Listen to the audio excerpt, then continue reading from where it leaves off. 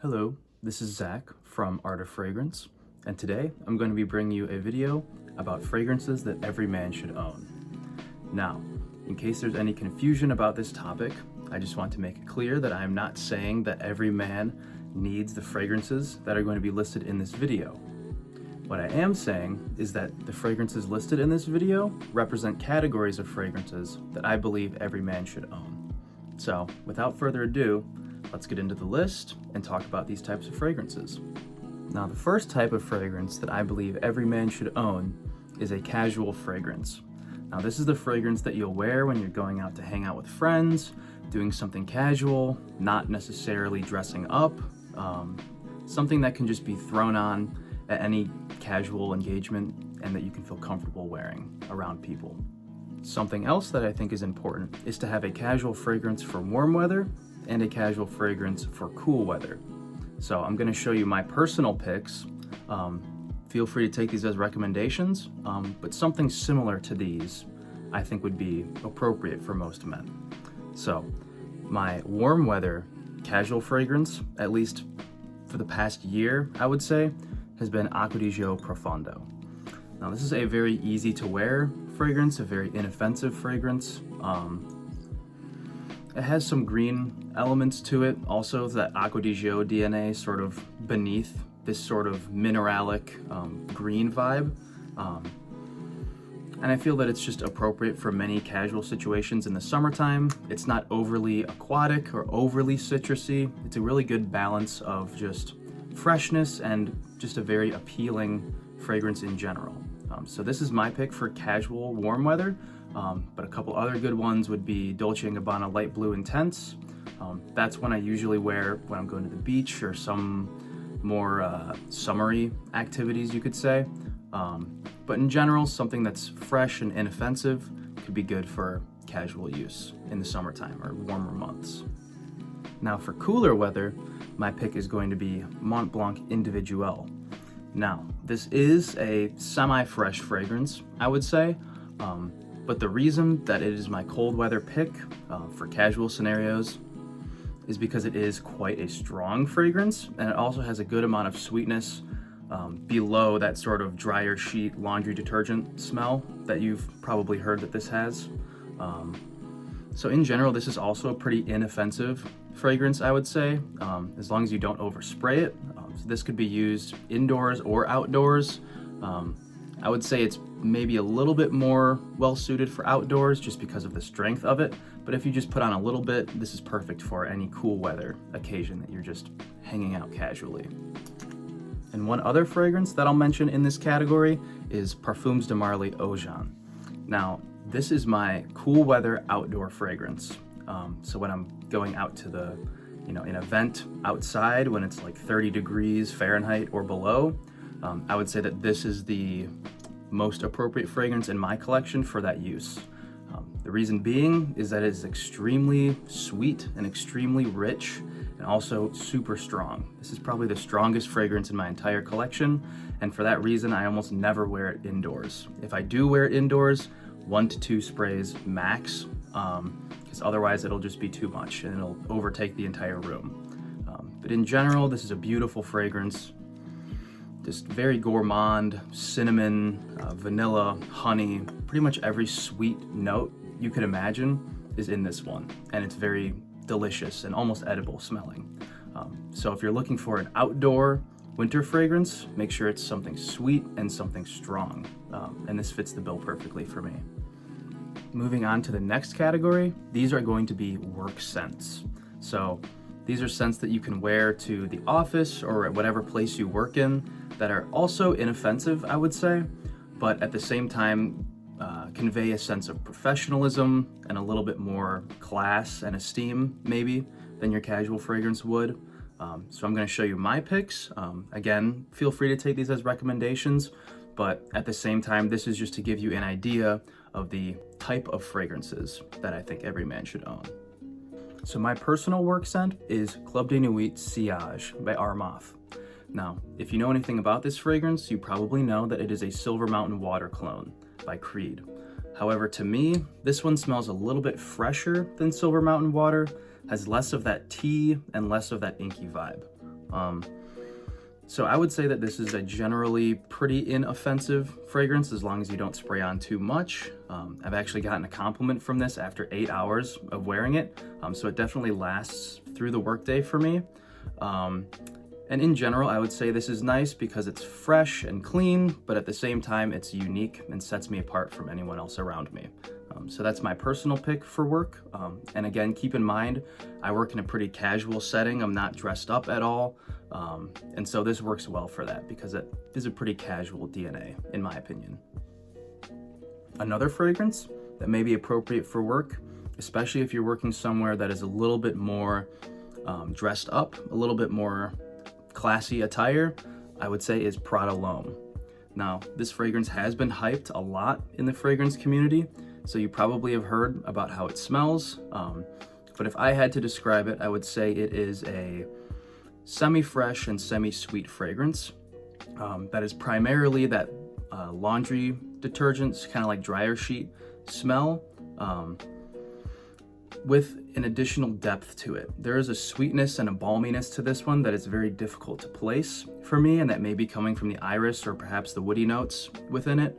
But I find it very difficult to conceptualize this fragrance in just one word. You really have to get your nose on it to, I guess, understand what everyone's talking about with this one.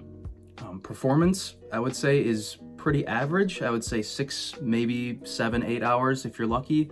And it sits a little bit closer to the skin for me, which I think makes it perfect for the work setting because it's reserved, but at the same time it is classy and distinctive. So if you're working somewhere a little bit more dressed up, I would say Prada L'Homme is a perfect option for you. And the last fragrance that I will be mentioning for the work category is going to be Ormond Man by Ormond Jane. Now this is a relatively recent pickup for me, and I remember smelling it off of a sample, and I loved it immediately and knew that I had to get a full bottle. This is one of the best, if not the best, wood-based fragrances that I own or that I've really ever smelled. Super classy, super smooth. That woody note comes a little bit from cedar, and I believe there's sandalwood, and a unique note of black hemlock in this one, which gives it a very unique woody vibe. I would say that this reminds me, and not necessarily the smell, but the texture of this one reminds me of sort of lacquered and varnished wood. So a very shiny, polished wood smell.